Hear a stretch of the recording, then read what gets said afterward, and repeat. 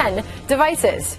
Now to the presidential campaign. The economy is expected to play a key role, with candidates promising to reform the tax code, stimulate growth, and much, much more. So which candidates are striking the right chord with business owners? Who better to ask than a self-made billionaire? Let's bring in Paul Mitchell, co-founder and chairman, John Paul DeJoria. Wonderful to have you here, sir.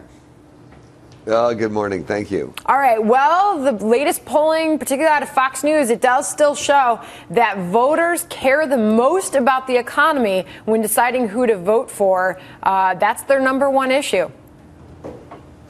That is so correct, because people want to be able to be living in a place where they have a comfortable life. They think there's going to be progress in the future. They think they're going to have some money in the future. And then if the economy gets better, they're going to get better and everyone's going to benefit by it. So, of course, that's something of great interest. So who, based on what you saw the other night, who's the best guy or gal to do that, to improve things?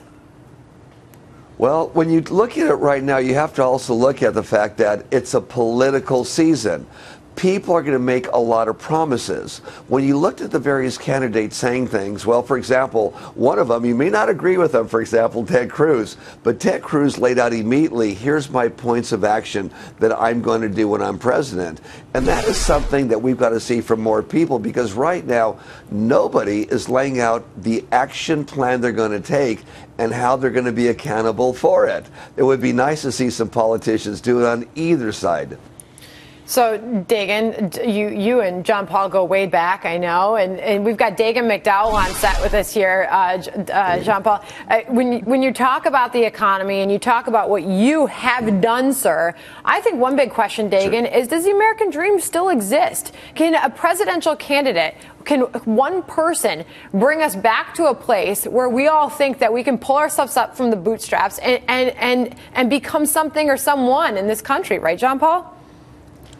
Yes, that is correct, but I think it has to be something collective. It can't just be one person saying, you can do it, go for it. What they've got to do is use examples of people like myself and many others that in this great country started with absolutely nothing and made something of themselves during much worse economic times. They need examples to see it can be done. There's a group called Horatio Alger that talks about the American dream and awards scholarships to students to go to college so the dream would come true for them, but it's all about people that start in adversity and make something of themselves.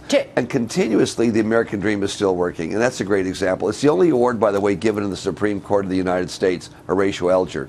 I always laugh because you were on and Geraldo Rivera was here not long ago, and Geraldo was giving you a hard time because every time he sees you, the first thing you ask is, what are you doing to give back? Where are you giving to charity? What kind of work are you doing? But I think that that's a story people don't hear, but it really speaks to your dedication to not just your business, but returning what you've gotten over the years. Well, it's a good world, especially in America, where you take a little bit of what you do, like success and shared as failure. It doesn't mean necessarily you have to donate a lot of money. It could be some of your time. What are you doing while you're on the planet Earth to make it a better place because you're here?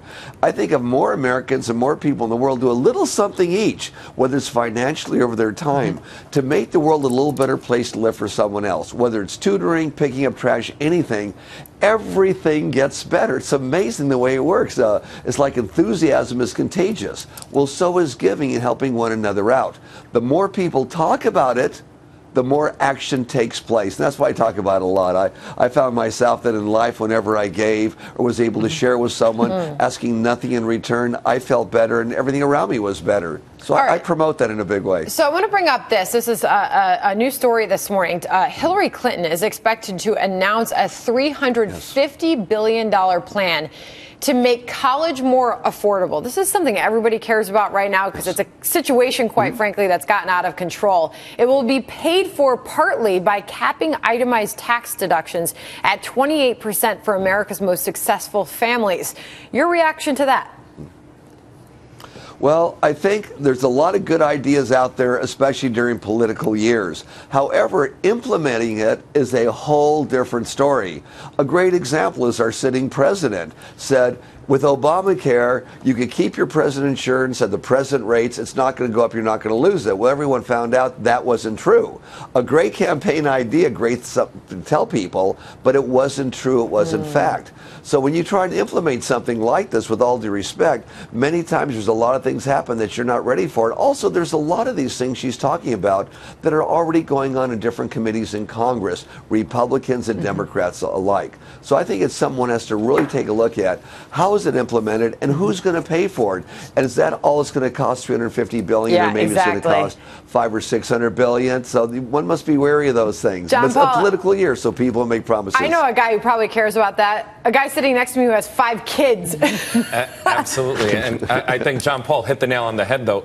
On paper, it sounds like a great plan, but how we end up paying for it and what the costs are, I think, are really what you have to dig deeper And there was into. a study recently done by the New York Federal Reserve that points directly to the more financial federal aid that you get for colleges, the more Pell Grants, the higher the college costs go, that the government is actually responsible for driving college costs, Howard, just like they were responsible for the housing bubble. Great point, Dagen. All right, John Paul DeJoria, thank you for joining us this morning.